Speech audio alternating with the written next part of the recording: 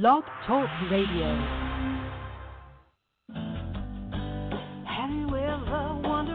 Welcome to Mind Shifters Radio with the Forgiveness Doctor, Dr. Michael Ryce. I'm Jeanie Ryce, your co-host. We also have co-hosts Dr. Tim Hayes and Michelle Bechet. We will share with you the wisdom of the first century Aramaic internal process of forgiveness. We offer tools and support 5 days a week. We will support you in building a solid foundation within yourself to live in pure love, in Aramaic, Rachna.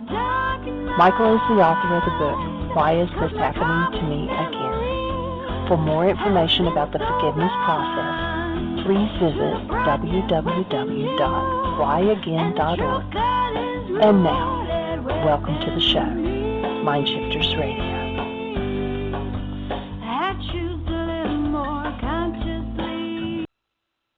Hello and welcome to Mind Shifters Radio. I'm Tim Hayes. I'm your host for the first hour. And today is Tuesday, January 5th, 2021. As always, we're grateful to everyone who's joining us here today, whether you're listening live or through the archives, as we spend another couple of hours teaching and supporting people in learning and using and developing the skills with a set of tools that are some of the most powerful, effective, efficient, and accessible tools I have encountered in my over 46 years of doing therapy. These tools are gratefully available absolutely free at whyagain.org. If you go to that website, click on the red and white bullseye, it will take you to a page where you can download and read Chapter 24 of Dr. Michael Ryce's book. His book is titled, Why Is This Happening to Me Again?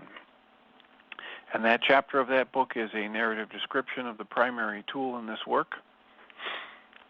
That tool is called the Reality Management Wake-Up Sheet or Worksheet process. And it's a tool that I've been using for over 17 years to manage my emotions and improve my perception and generally dramatically improve my quality of life. And it's available also right there absolutely free. Click and download the PDF, print it off, and use it as often as you'd like. You can also download a host of audio files of shows just like this one where people have called in and either been stepped through the use of that process or called to give powerful testimonials about how the active application of that process is improving their lives. You can also go to your app store and type in the 3 words Heartland Aramaic Forgiveness and get access to a completely free and private app that has that worksheet process, an abbreviated worksheet process, and a copy of the Dragon Klingon game all in one app. And we encourage people to do that soon and often, and then if you do that, if you have questions or comments or testimonials, give us a call. Our call-in number is 563-999-3581. And if you call that number and press 1, it will put a little question mark by your phone number, and I can announce you by your area code, and we can have a discussion.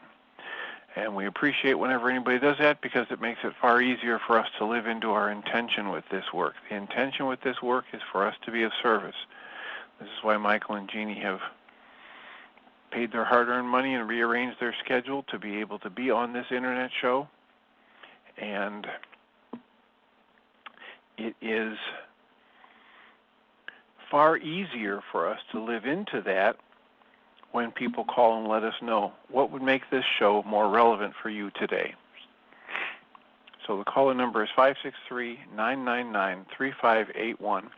And if you call that number and press 1, we can have a conversation. Today is the 5th day of the year, and we are talking about doing A Course in Miracles lessons, each daily lesson. And we've talked a little bit about how these lessons are intended to be simple and to be done in a leisurely way as a way to begin to question and or dismantle the false programming that most of us have been subjected to and assist us in stepping into more accurate perception. Doing whatever it takes to get a little bit more accurate perception going. So lesson 5 today reads, I am never upset for the reason I think. Just that. That's the lesson. I am never upset for the reason I think. It goes on to explain, this idea, like the preceding one, can be used with any person, any situation or event that you think is causing you pain. Apply it specifically to whatever you believe is the cause of your upset, using the description of the feeling in whatever term seems accurate to you. This upset may be worry, fear, depression, anxiety, anger, hatred, jealousy, or any number of forms, all of which will be perceived as different. This is not true. However, until you learn that form does not matter, each form becomes a proper subject for the exercises of the day. So applying the same idea to each of them separately is the first step in ultimately recognizing they are all the same. So when using this idea for the day, use a specific perceived cause of an upset in any form. Use both the name of the form in which you see the upset and the cause to which you ascribe it. For example, I am not angry at Bob for the reason I think. I am not afraid of the weather for the reason I think.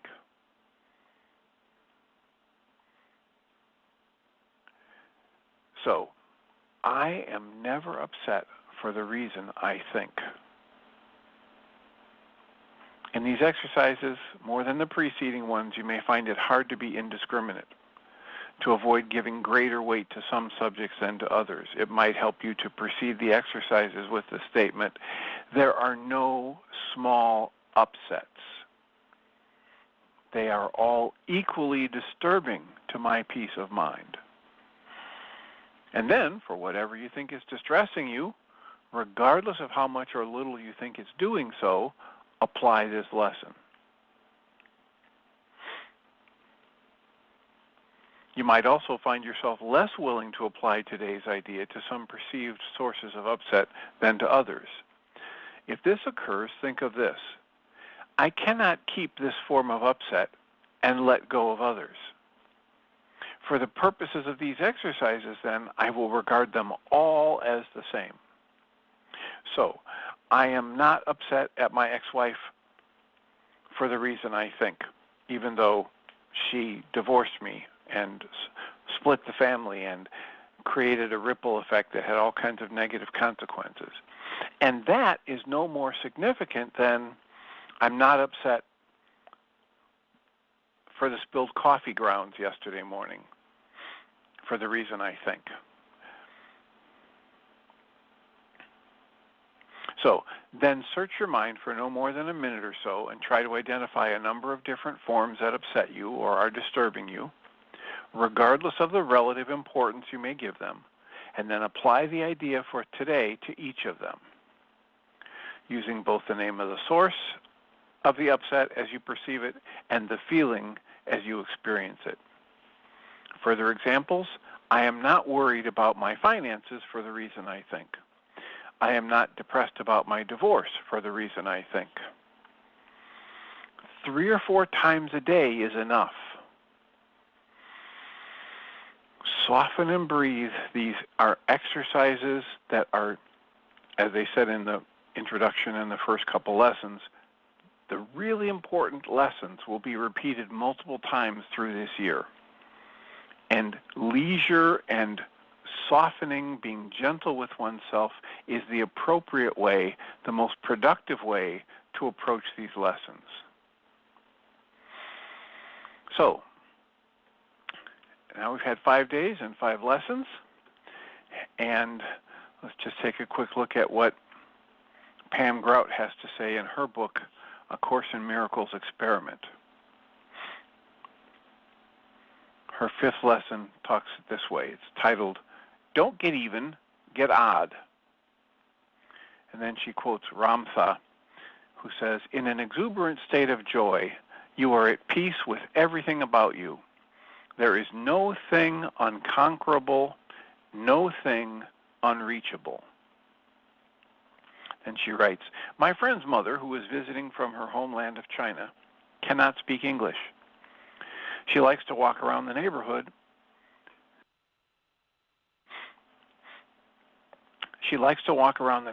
And because she's friendly and always waves, neighbors often attempt to strike up a conversation.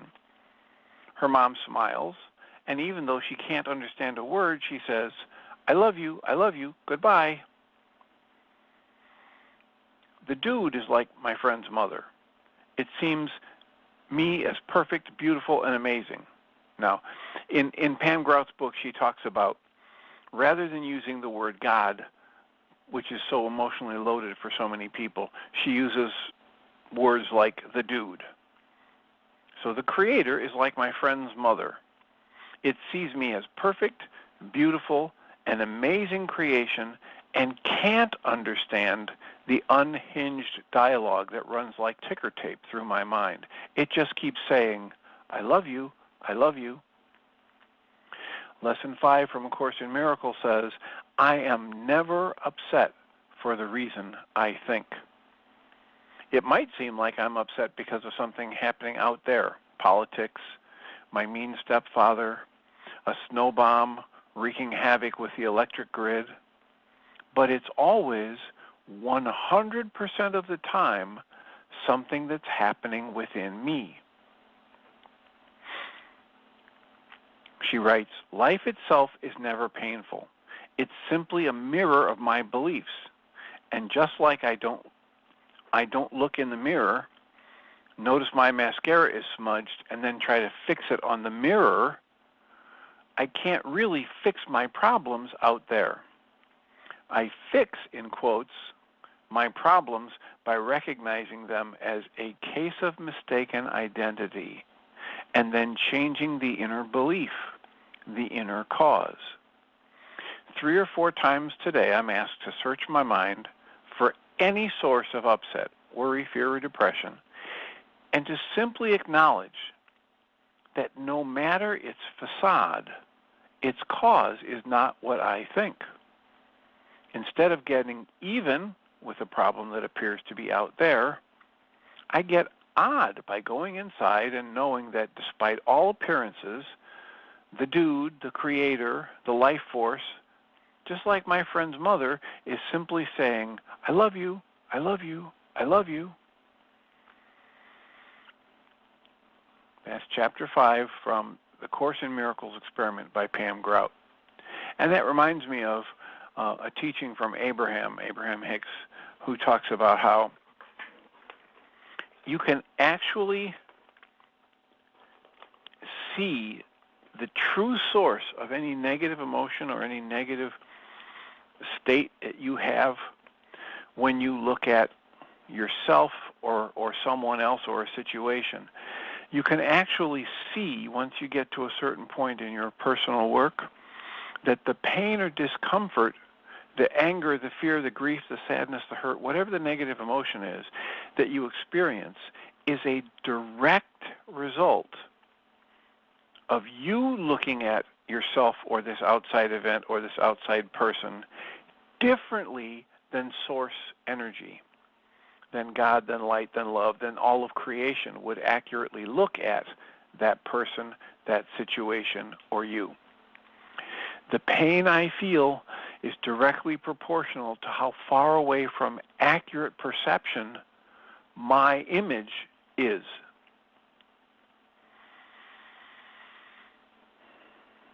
So with a nice deep breath, I'll just remind myself that I am never upset for the reason I think. And our call-in number is 563-999-3581. If you call that number and press 1, we can have a conversation. How does that strike you? How does it settle when you understand that there are no differences in levels of upset? That my upset over spilling the coffee grounds doesn't make that any less valuable for me to apply this lesson to than my wife after 16, 17 years of marriage saying, I don't love you, get out. That they are the same level of appropriate target for the application of this lesson. I am never upset for the reason I think. Another lesson that we'll get to eventually in the Course in Miracles talks about how, well, in the intro it's already talking about how there's no difference in level of miracles. But it also talks about how the greatest, the slightest irritation is connected to the deepest rage. Any disruption in my peace of mind is equal to any other disruption in my peace of mind. It's equal in the sense that it has the same fundamental cause, which is, at some level or another, a lack of true perception, a distortion of perception. It has to do, at some level or another, with me wanting things to be different than they actually are, than what life, as life is unfolding, tends to be. So today's a Tuesday, January 5th, 2021, and as a Tuesday, it means we have a support group tonight. We'll have another one on Thursday. And we've had a request to go back and go through the Michael Singer program, so we'll start that tonight on the Tuesday Mind Shifters group. If you're interested, the information about how to join us there, absolutely free, is at mindshiftersacademy.org. If you go to that website, there's a separate page for information for the Tuesday login and a separate page for the Thursday login. And Michael Singer has a series that I purchased and used for our Tuesday group. It's about, I'm not sure whether this one was called The Untethered Soul or something slightly different, but we'll go through that again. It might be Living from a Place of Surrender. That might be the 8-week course we took and we shared with the support group last year. So, if you know somebody who might benefit from participation in that, we run from 6:30 to 9 p.m. Central Time. It's absolutely free to join us, and the login information is at mindshiftersacademy.org. So how can we be of service? What's a comment? What's a question? What's a reaction to the lesson of the day? I am never upset for the reason I think. What would be most useful? The most useful way for us to spend this next hour. I had somebody who was questioning whether or not the Course in Miracles was practical. And my answer is, I don't really think I've ever encountered anything more practical. I like to quote Guy Finley, who says, there is nothing more practical than true spirituality. And so this, I would say, this Course in Miracles, it fits that category. It fits the category of being true spirituality. It's simply helping us change, first identify and then dismantle our faulty pattern of thought and perception. It's like Krishnamurti and David Bohm both reached the same position, one from a very spiritual perspective and one from a scientific perspective. There's a fundamental error in the process of human thought when it's related to our emotional state. And that fundamental error is rooted in the fact that our minds create our emotions and then generate a pattern of evidence, a pattern of belief that leads us convinced that our minds did not create what they're experiencing, that someone or something outside of us has created what we're experiencing. And that fundamental error in the thought process leaves us stuck in a loop, what David Bohm called continually practicing sustained incoherence.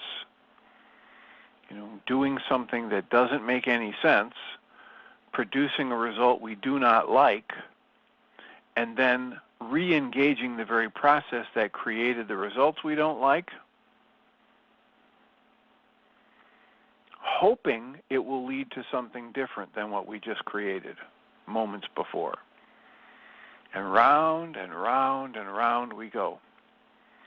That process of sustained incoherence is referenced in each and every reality management worksheet. Michael Ryce, in the most recent version, added the worksheet, and it's in the glossary, the reference to sustained incoherence from David Bohm.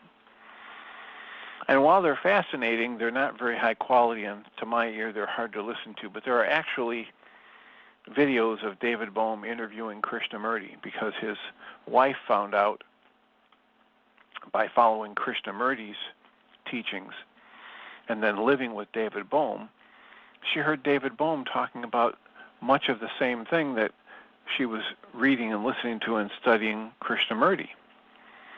And it just blew her away. So she said, hey, you've got to check this guy out.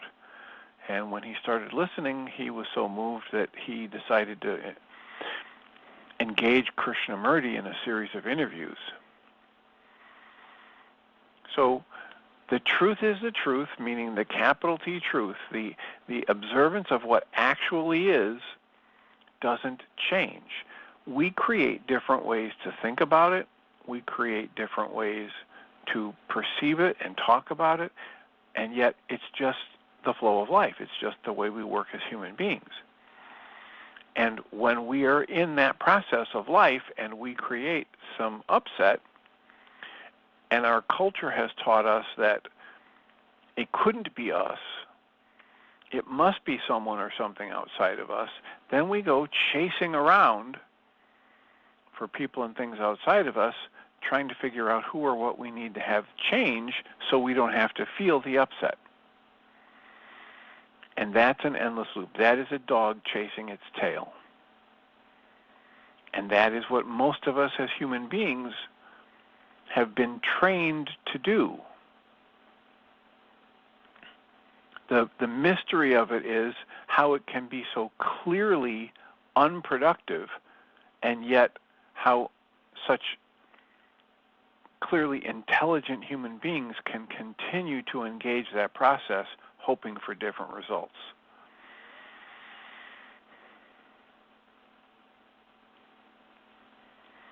We are all doing things because we have a belief system that tells us this thing we're doing is, even if it's going to be painful, and we know it's going to lead to painful or unpleasant consequences, it's the least painful or least unpleasant consequences out of all the options we see in that moment. I was working with somebody earlier this week who's absolutely stuck doing things that he knows keeps him in the drama and trauma, doing things that he knows are not going to provide the results he would hope to have. And as so often happens in the therapy sessions, he's asking me, why? Why do I keep doing this? And he didn't like the answer, which was because some part of him thinks that this thing which keeps producing this painful, fearful, shameful result is the least distressing out of all the options he sees in front of him in the moment.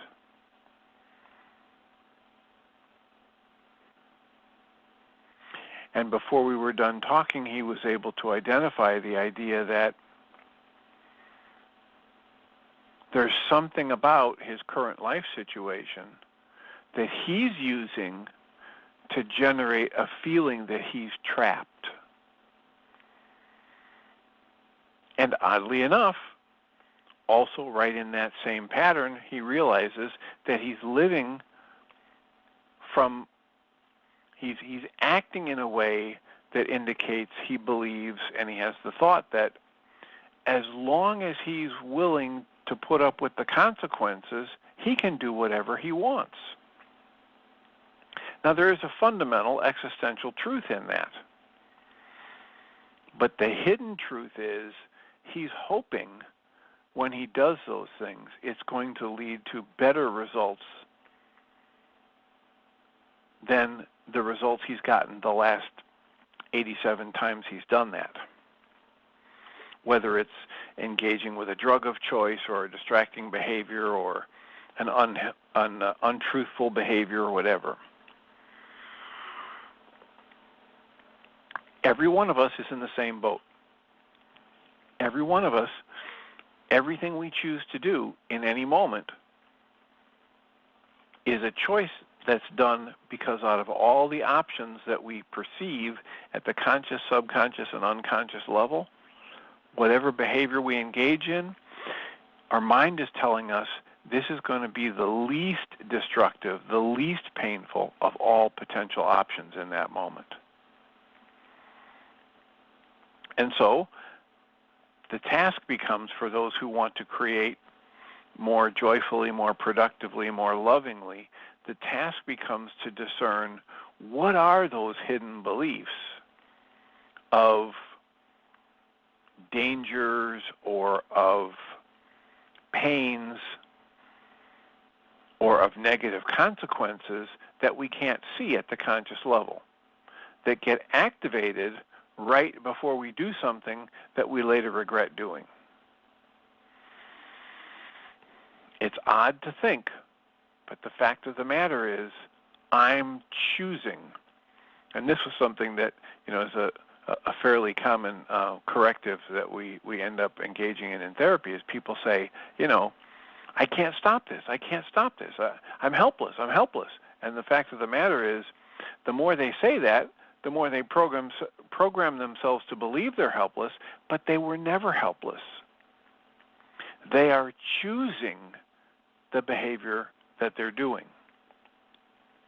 And when they stop programming themselves to believe in their helplessness, when they are willing to accept that they're choosing, and it feels like they're helpless because they aren't yet aware of the reasons for their choices, if they start to program themselves with what Michael Ryce would call regulatory speech, and simply begin saying, okay, when this happens, I'm choosing this, and it leads to these results that I'm not so happy with.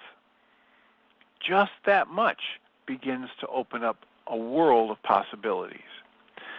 So we have a caller, area code 520. You're in the air. Who do we have? This is Audrey. Audrey? Is that you? Good morning. Yes, it is. Good morning. Welcome. Thank you. How can we support you today? On this lesson 5 today, I am never upset for the reason I think. Okay? And in the first paragraph in the workbook on the lesson, it can be used with any person, situation, or event that I think is causing my pain. This morning, I had to take my car back to the mechanic, and I was convinced it was a part that he had fixed.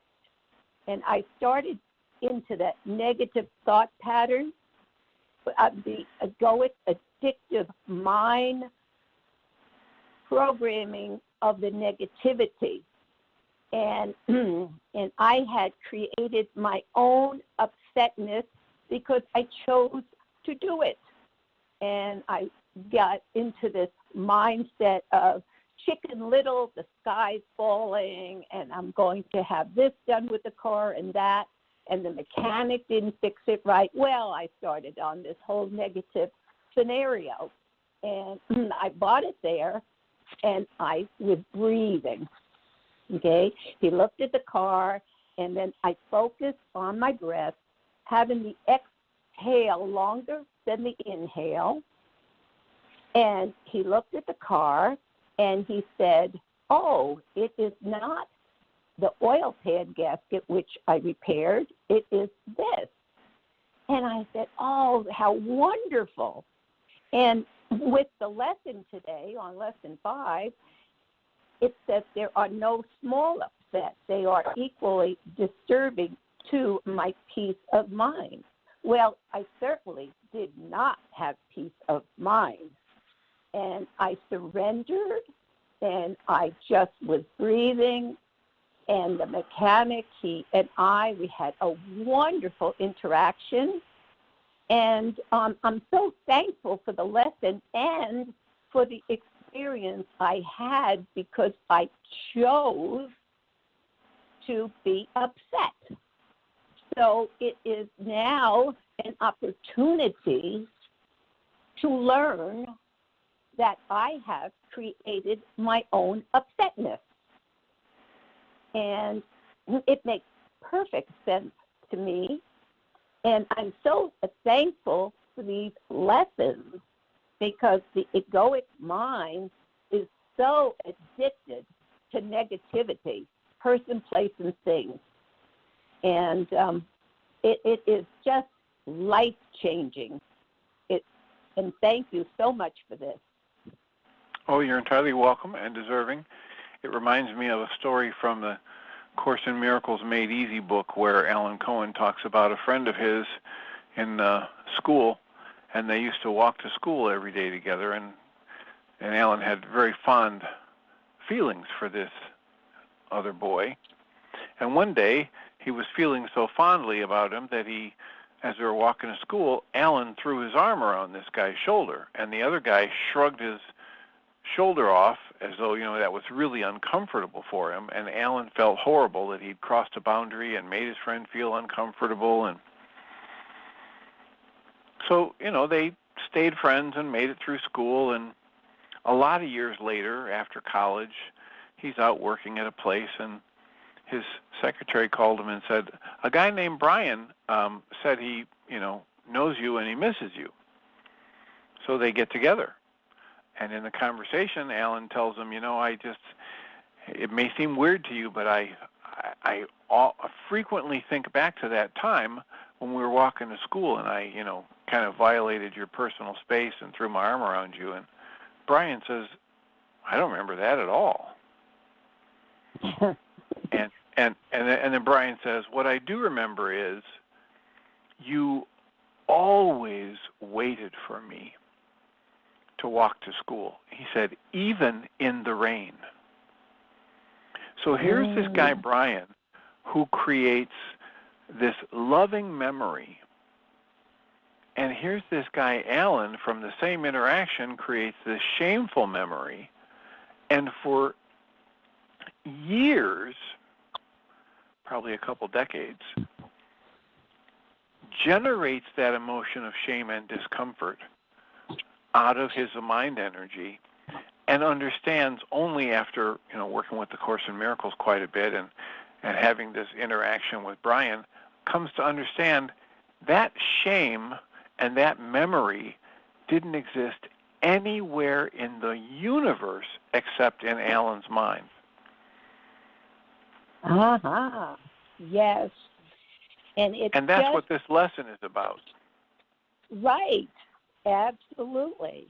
And thank you so much for doing the Course of Miracles on the Lesson 5 today. It's just a wonderful experience to learn about it, not only learn about it, but to integrate it, to apply it, and do my own inner work, because life is so much more joyful. Well, and that's the key here, is with this, all the tools that we teach, especially the Reality Management Worksheet and the Mind Shifter tool and the Course in Miracles lessons, they only hold the value that we derive from them when we're actually applying them in our lives. Yes, so as I practice these lessons, they have the potential to change my perception dramatically. If I don't practice the lessons, they just sit there. They cannot change my life. Yes. So, thank you for the call. Is there anything else we can support you with? Thank you. Blessings, and All right. You're very welcome and deserving. Thank you for the call. So, our call-in number is 563-999-3581. If you call that number and press 1, we can have a conversation. How can we support you? What has been your experience of doing the first 4 lessons anyway, or the first 5 lessons if you've gotten that far? To do the review, although we have different times when the course will do a review of several lessons. It hasn't gotten to that point yet, but for us, since we're only 5 days in, we can go back and look at the first lesson is that nothing I see in this room or wherever I am at that time means anything. And just think about how that clashes with our cultural conditioning and training about how what we see has all of this various meaning. The next lesson says, I've given everything I see all the meaning it has for me. Well, that is a clash with what most of us have been trained to believe. We're trained to believe in these absolute truths about right and wrong and good and bad, and if you're in our religion, you're good, and if you're in somebody else's country, you're bad. The next lesson is, I do not understand anything I see. Well, in this Western culture, we're trained to believe we know. And we know that we're right and other people are wrong, and that we understand this, and that science is our passport to say that we're valid and we're right and somebody else is wrong. And the fourth lesson from yesterday was, these thoughts, whatever thoughts are bouncing around in my head, they do not mean anything.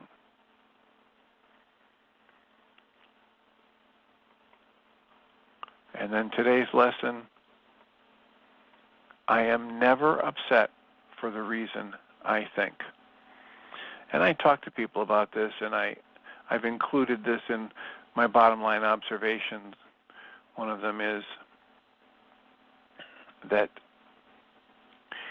if I have a negative thought about myself or someone else, or a negative emotion that's present in my awareness, I can instantly know 3 things. The first thing is,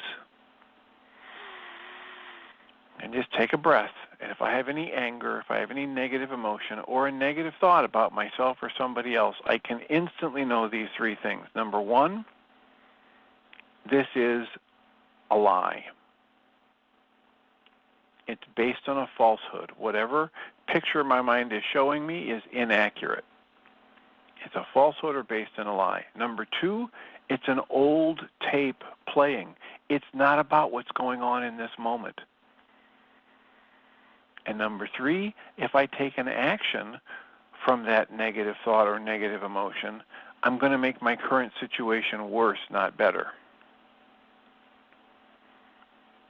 And I get a lot of pushback from people when I talk about that, and they say, how could you say, here's this horrible thing that just happened, and I have all of this upset. And the example I give is the car accident. If I'm standing on a corner and there's a violent car accident right in front of me in the intersection, and, everything was fine 1 minute, and the next minute there's broken glass, bent metal, and bloody bodies right there in front of me. If I have a reaction of fear, that's an old fear. That's an old memory of trauma that's gotten resonated. If I have a reaction of anger, let's say I saw somebody run the red light or run through the stop sign and cause the anger, and I want to go punch that driver in the face, that's an old anger. And people often push back very strongly against this and say, how could you say that? This is a real event that happened. And I say, if I'm awake and aware in that moment, I'm letting the truth of life in that moment act on me and determine my actions. If I'm a competent, healthy adult, I start acting. I take actions to protect people, to save people, to rescue people, to coordinate people. I don't have an emotion like fear. I don't have an emotion like anger. I don't have an emotion like confusion. If I'm awake and aware in the moment, the truth of the moment's acting on me.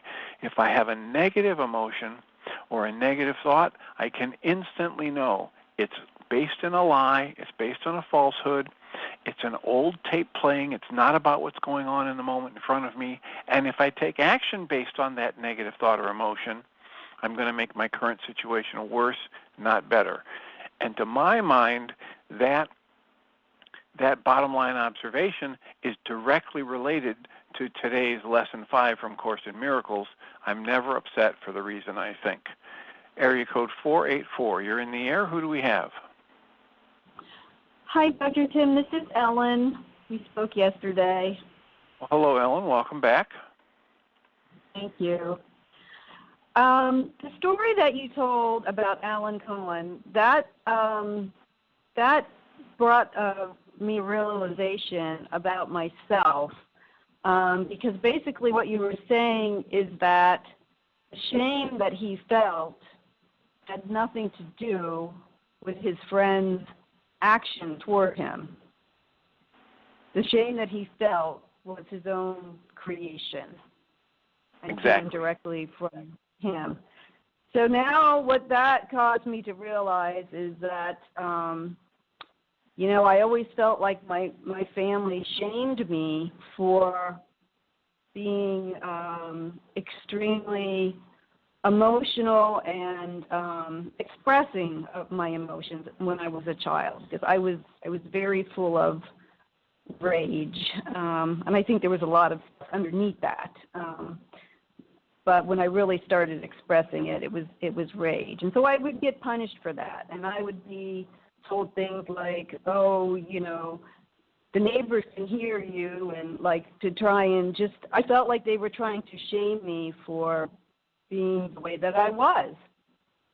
But now that you told this story, I had this realization that, wow, it never was about them at all. And to this day, I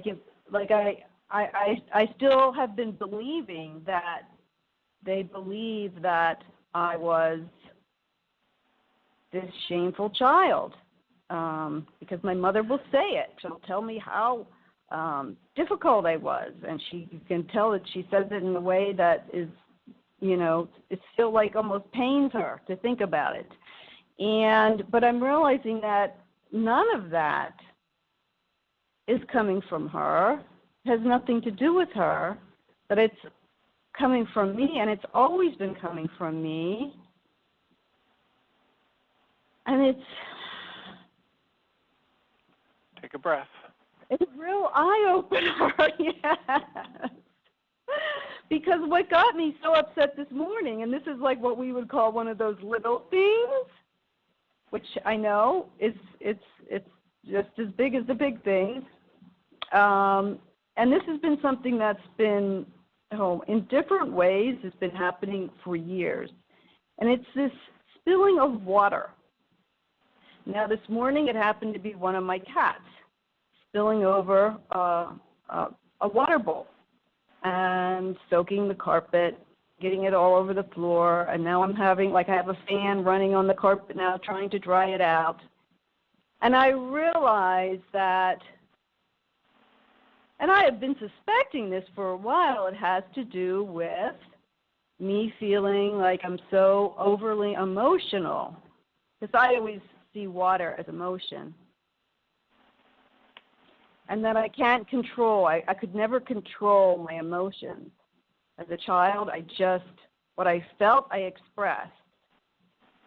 And I'm realizing now that I think I shamed myself for not being able to control my emotions and not being able to behave in a way that didn't impact others. And I thought I was being punished because every time I would start to express my rage, I would be put into my room, isolated, when really my rage was about feeling like I have no one. I have no one who loves me, and the last thing I want to do is be in further isolation, but yet that is what my punishment always was, to be left alone in my room to just feel what I was feeling, to have no comfort from anyone. But now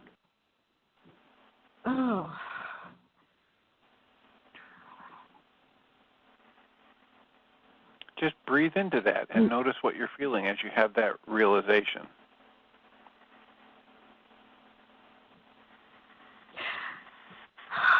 Do a nice, long, slow exhale.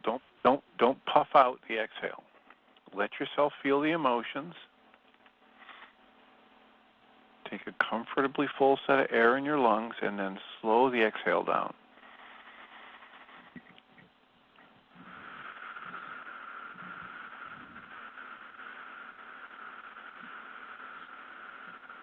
What are you feeling? What do you notice? Well,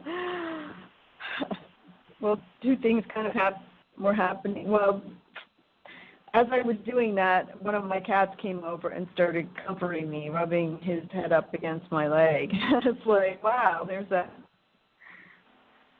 that comfort that I guess I wasn't allowing myself to have. Like, I see now that I was the one that was punishing myself.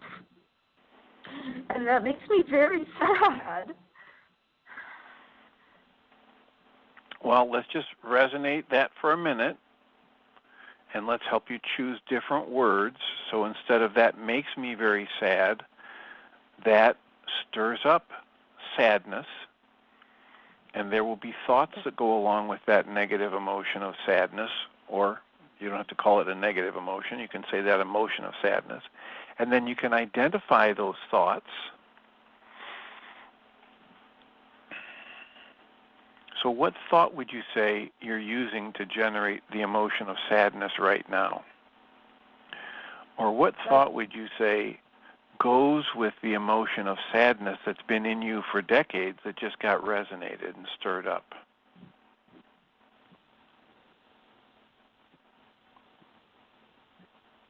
The negative thought is that I have been punishing myself. And it didn't need to be. But I could never recognize that I was doing this to myself. Right. So just breathe. And I was taught differently. I was taught something false about how the system works. I was taught by people that believed you made me angry, you hurt my feelings, you're embarrassing us in front of the neighbors, etc. So I was taught by people that actually believed the opposite of how emotions work. So just breathe into that and recognize you could not have done it differently because you did not have this information or perspective. Thank you. One of the tools I use with people is one of the options they're given for things to write down is, if I could have done things differently, I would have. That goes along with, I've never done anything to deserve the abuse I've experienced in my life. And if I could have done things differently, I would have. And what I often talk to people about in therapy sessions is when they start talking about I should have and I could have and I would have, I ask them quite seriously whether or not they're hiding a time machine in their purse or their pocket. Because if they are, I want to rent it from them and make some course corrections in the past.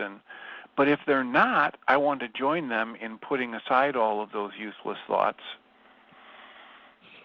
that generate those negative emotions and keep me stuck in that loop that David Bohm would call sustained incoherence. And I want to help them shift to focus on what they're doing in this moment that they might do differently to achieve different results in this moment. since the present moment is the only thing we have any control over. The choices we're making in this present moment that are creating our emotional response, creating our interpretation of life. And that's where I can pick up a tool like the reality management worksheet and map out, okay, so here's this thought. I created all of this on my own. It was all my fault. And my emotion is sadness. And now my goal in that worksheet would be, to have created joy and self-acceptance all of those years rather than this shame and sadness.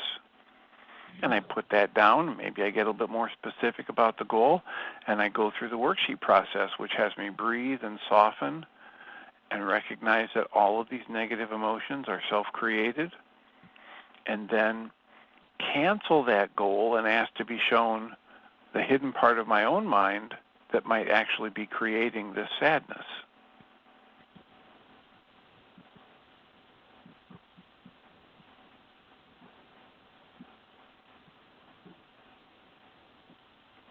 Which is that I've been believing that I'm something that I'm not. Say that again. Because it seems like it's that hidden part is that I've been believing that I'm something that I'm not. It's that mistaken identity, that I am guilty, that I am not inherently innocent, and only if I'm guilty do I deserve punishment. So I must believe that I'm guilty if I think that I've been punishing myself and that I deserve that punishment. If I knew the truth that I am inherently innocent and cannot sin, then there would be absolutely no reason for me to feel like I need to punish myself. Yes, that seems like that's... Right, except for the fact that you have been trained into the belief that there's something wrong with you. Right. And so now when I wake up and realize, oh, I've been trained to believe something that's inaccurate, and now if I can actually see the truth, which is directly contradictory, now I can respond to the truth.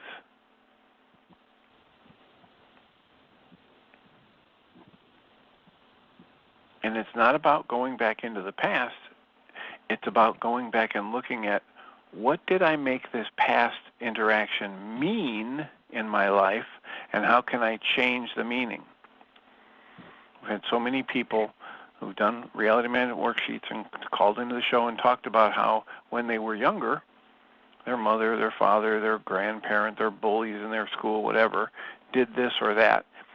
And in that interaction, the person downloaded the belief that there's something wrong with them. Well, now we go back and we don't change the fact that this bullying behavior happened or this punishment from parents happened. We recognize that it happened, but we help the person figure out what they made that situation mean. And if it's an inaccurate meaning, like this means I was a bad kid, or this means I'm unlovable, or this means that I'm, there's nothing of value in me, I ruin everything in the family, whatever that meaning is, we help them rewrite the meaning. And when I rewrite the meaning of the past events that I've lived through, they have an entirely different impact on me today, tomorrow, and the next day. Because the only impact these events have on me is the meaning I give them, just like the example with Alan Cohen. The impact of that event when he put his arm around his friend and his friend shrugged it off, the entire impact of that was created by Alan Cohen. Because he made it mean, uh-oh, I've offended my friend, I've violated a boundary, I've made him uncomfortable. When in truth, if there was any discomfort at all, it was negligible and it was not long-lasting to anybody but Alan Cohen. So when he goes back and he realizes, oh my gosh, look what I made this mean. And now I have a different meaning to give my interactions with that friend, that he always valued the fact that I was there to walk to school with him and that I waited for him. And I will give that meaning to that memory, and now it has an entirely different impact on me. So if you do the worksheet, if you do the worksheet process on some of this sadness that's up for you when you have this thought that, oh, I did this all to myself, if you do that worksheet process that's available on whyagain.org and at the App Store that we talk about at the beginning of every show, if you do enough of those around this issue, you will dismantle the sadness. It will disappear like mist in the morning as the sun rises.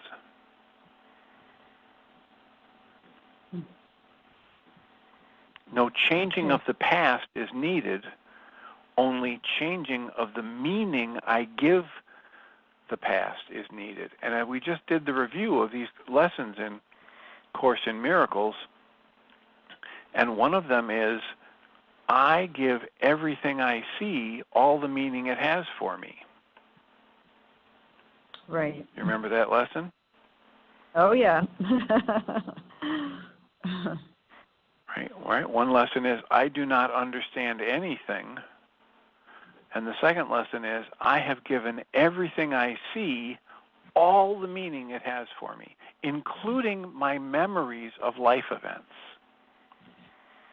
including my interpretation of the experience I had with this or that friend or parent or bully in school or ex-lover or whatever.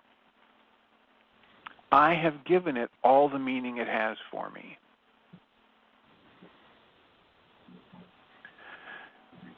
And as I do the worksheet process, I get to get more clear about what are those meanings I've given to these various situations, thoughts, emotions, impressions. And I get to get more and more clear because in each and every worksheet, I read every word on the worksheet, and it helps me dismantle the false conditioning that has me believe that I'm only upset because of this person or that situation.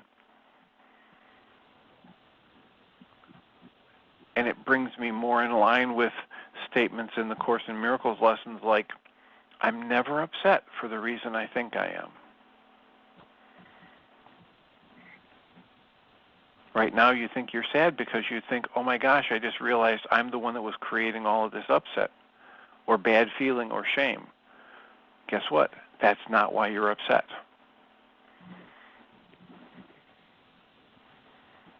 As soon as you think you know, and you still have any upset left at all, you don't know enough yet. You don't know what the true course is. As soon as you see the truth of the upset will be dissolved. There's nothing left to do because the upset is all false. It's all error in thought. Because the only thing that's true about you is that you're loved, loving, and lovable forever. That's right out of the way of mastery. Not very good regulatory speech, but you could use the words that you're cherished and cherishable and cherishing forever.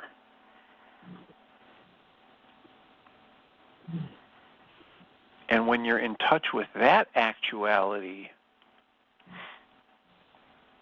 then there's nothing else to be done. That truth acting on you dissolves the sadness. Helps you see the true root of the sadness, and it falls away.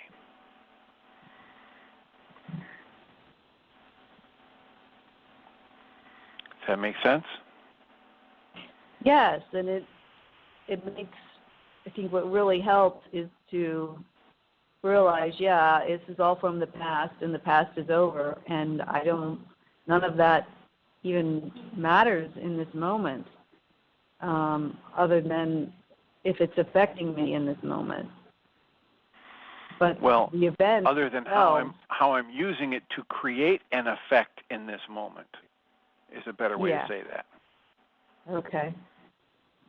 All right, we want to talk about it accurately, about how I am creating my experience of life in each moment. All right, we want to talk about it accurately, about how I am creating my experience of life in each moment by what I choose to focus my attention upon and how I choose to interpret those events that I focus on. That's the only thing that creates my experience of life.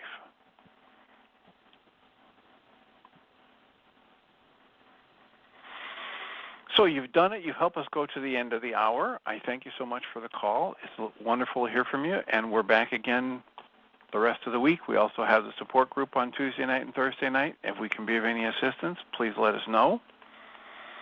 Thank you.